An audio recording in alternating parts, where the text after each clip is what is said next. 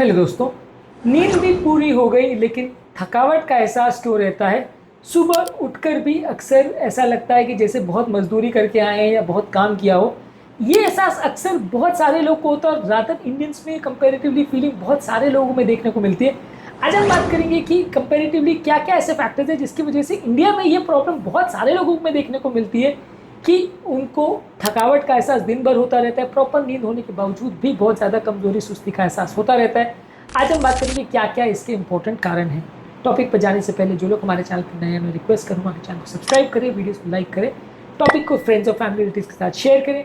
Topic के दौरान हमारी ओपीडी के कुछ इंटरेस्टिंग स्टोरीज, हमारे प्रैक्टिकल यूटिलिटी के पॉइंट्स, हमारे क्लिनिक के एक्सपीरियंस इशूज़ और हमारे फाइनल वर्डिक्ट इस मामले में आपको बताऊंगा। कुछ साइंटिफिक फैक्ट्स और स्टडीज़ भी आपको बताऊंगा, इसलिए वीडियो में एंड तक हमारे साथ बने रहिए। चलिए शुरू करते हैं।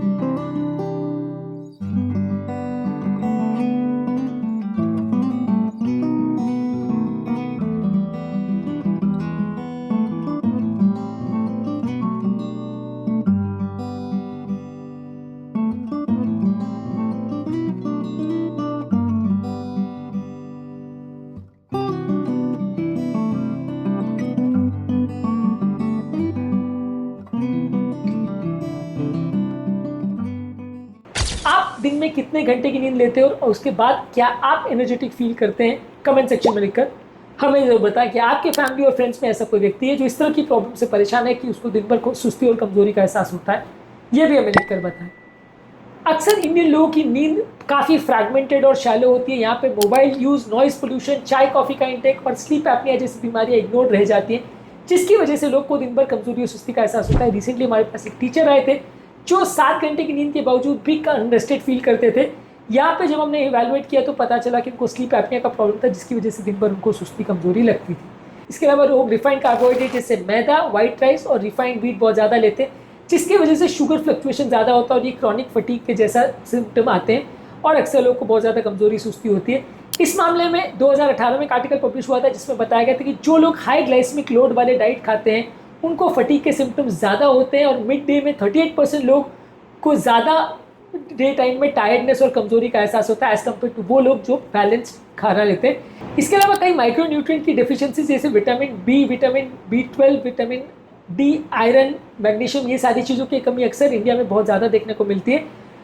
ये प्रॉब्लम काफ़ी ज़्यादा होती है जिसकी वजह से अक्सर नींद होने के बाद भी लोगों को काफ़ी कमजोरी सुस्ती का एहसास होता है। रिसेंटली हमारे पास एक सॉफ्टवेयर इंजीनियर आए थे जिनको विटामिन B12 का और विटामिन डी की कमी था, जिसकी वजह से उनको कमजोरी सुस्ती का बहुत एहसास होता था। ये चीज़ों का प्रेवलेंस इंडिया में काफ़ी ज़्यादा है।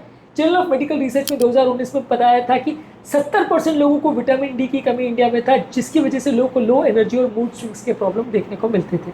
इसके अलावा हार्मोनल इम्बैलेंस अक्सर मिस हो जाते हैं। हाइपोथायरॉयडिज्म और पॉलीसिस्टिक ओवेरियन डिजीज के सिम्टम्स को अक्सर लोग नॉन स्पेसिफिक फटीग सिम्टम के साथ मिक्स करते इग्नोर करते हैं। इसकी वजह से भी ये बीमारियां अक्सर मिस हो जाती है। ये बीमारियों का ट्रीटमेंट से भी कई लोगों को फायदा मिलता है। इस मामले में जर्नल ऑफ थायराइड रिसर्च में 2011 में एक आर्टिकल पब्लिश हुआ था जहाँ पे बताया गया था कि 10 से 11% जनरल पॉपुलेशन में ये बीमारी होती है, जहाँ पे फटीग और सुस्ती ही हाइपोथायरॉयडिज्म का एकमात्र सिम्टम होता है जो कि अक्सर मिस हो जाता है। रिसेंटली हमारे पास एक 30-year-old होम मेकर आए थे जिनका TSH बहुत ज़्यादा था। फटीग कमजोरी की एकमात्र सिम्टम थी। जब इवैल्यूएट किया तो पता चला कि उनका हाइपोथायरॉयडिज्म था, जिसकी वजह से प्रॉब्लम हो रही थी और ये काफ़ी कॉमनली हमारी OPD की स्टोरी होती है।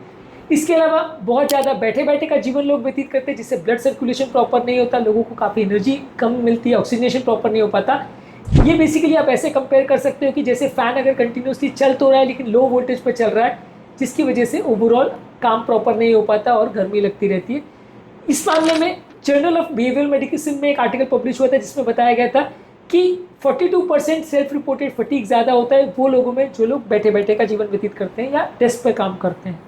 इसके अलावा अक्सर लोगों की वीकडेज पे बहुत ज़्यादा काम करते हैं, वीकेंड्स पे भी काम करते हैं, रात को सोते नहीं हैं।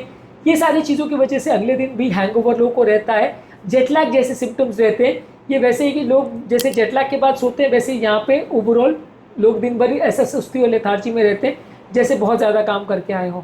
इसके अलावा मेंटल फटीग भी बहुत ज़्यादा क्रॉनिक स्ट्रेस की वजह से अक्सर होता है लोगों को। बहुत ज़्यादा वर्कलोड, ट्रैफिक, फैमिली रिस्पॉन्सिबिलिटी की वजह से लोगों का प्रॉपर स्ट्रेस कम नहीं हो पाता, जिसकी वजह से लोगों में अक्सर बर्नआउट के सिम्टम ज़्यादा देखने को मिलते हैं। ऑलमोस्ट 60% इंडियन अर्बन वर्कर्स में साइंस ऑफ बर्नआउट और मेंटल फटीग देखने को मिला था एक स्टडी में। इसके अलावा कई लोग चाय, कॉफ़ी, एनर्जी ड्रिंक्स ये सब भी बहुत ज़्यादा लेते हैं, जिसकी वजह से भी स्लीप हार्मोन्स प्रॉपरली नहीं बन पाते। इससे भी कई बार मेंटल फिजिकल फटीग ज़्यादा देखने को मिलता है। इसकी वजह से और ज़्यादा कमजोरी होती है, आप और ज़्यादा चाय पीते हो, ये एक विशियस साइकिल बन जाता है।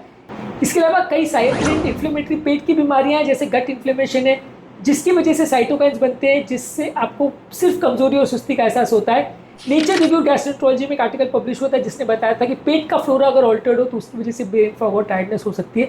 ये भी एक इंपॉर्टेंट फैक्टर है। इंडिया में बहुत ज़्यादा डिसबायोसिस होता है, अक्सर इग्नोर हो जाता है। इसके अलावा लोग स्लीप के अनरियलिस्टिक एक्सपेक्टेशंस करते हैं। कई बार लोग 5-6 घंटे ही सो के उनको लगता है कि हमारा स्लीप कंप्लीट हो गया, जिसकी वजह से उनकी नींद पूरी नहीं हो पाती और इसकी वजह से भी अक्सर लोगों को कमजोरी, सुस्ती होती है। इसके अलावा मोबाइल यूजेज भी बहुत ज़्यादा है, जो कि आपके स्लीप साइकिल को अफेक्ट करता है, इसलिए भी स्लीप अफेक्ट होती है। खून की भी बहुत कमी होती है। इंडिया में ओवरऑल ऑलमोस्ट 70% वुमेन में एनीमिया या खून की कमी या आयरन की कमी देखने को मिलती है, तो ये भी काफ़ी कॉमन है, जिसकी वजह से भी फीमेल पेशेंट में खासकर लोगों को फटीग और कमजोरी ज़्यादा होता है। क्रॉनिक फटीग सिंड्रोम और फाइब्रोमाइल्जिया भी अक्सर बहुत ज़्यादा अनडायग्नोज रहता है।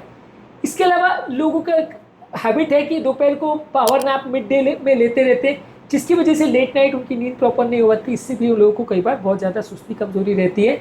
लेट नाइट खाना खाना भी लोगों की स्लीप एफिशिएंसी को अफेक्ट करता है, इसकी वजह से भी रिफ्लक्स ज़्यादा होता है। इसकी वजह से लोगों की नींद प्रॉपर नहीं हो पाती, इसकी वजह से भी कमजोरी, सुस्ती ज़्यादा लगी रहती है। ओवरऑल इंडियन डाइट में बहुत ज़्यादा हाई कार्बोहाइड्रेट, जैसे पराठा, बिस्कुट, चाय, पोहा, पर ये सारी चीज़ें लोग ज़्यादा खाते हैं। प्रोटीन ज़्यादा नहीं खाते। हाई कार्बोहाइड्रेट डाइट की वजह से भी बहुत ज़्यादा कमजोरी, सुस्ती हो सकती है।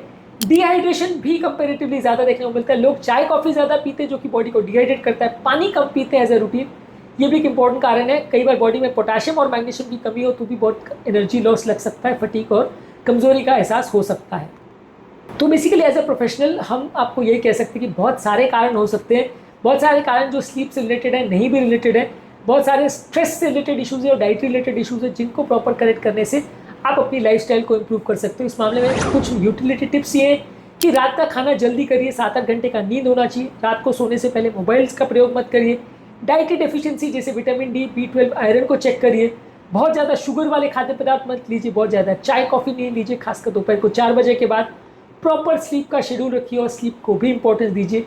ये सारी चीज़ों की वजह से अक्सर कमजोरी, सुस्ती होती है। यदि हम इस पर फोकस करेंगे तो प्रॉब्लम से निजात पा सकेंगे। क्या आपने अपने ब्लड टेस्ट करवाए हैं यदि आपको कमजोरी, सुस्ती होती है, और क्या आपको कमजोरी, सुस्ती का एहसास होता है? आपके केस में क्या कारण पाया गया? कमेंट सेक्शन में लिखकर हमें ज़रूर बताएं। उम्मीद करूँगा कि आज के टॉपिक में कुछ नई बातें जानने को मिली होगी। जो लोग हमारे चैनल पर नए हैं उन्हें रिक्वेस्ट करूँगा कि चैनल को सब्सक्राइब करें, वीडियो को लाइक करें, शेयर करें, फॉलो करें, कमेंट करें, पूरा देखें। यदि आपको हमारे टॉपिक के बारे में हमारे लिए कोई सजेशंस है या आपकी कोई पर्सनल प्रॉब्लम्स है तो कमेंट सेक्शन में लिखकर हमें ज़रूर बताएं। हम उन्हें सॉल्व करने का और अपने चैनल के थ्रू सॉल्यूशंस लाने का प्रयास करेंगे, चैनल को इम्प्रूवाइज़ करने का भी प्रयास करेंगे। इस मामले में आपके कमेंट हमारे लिए मददगार रहते हैं। आपके कमेंट्स का हम इंतजार रहें।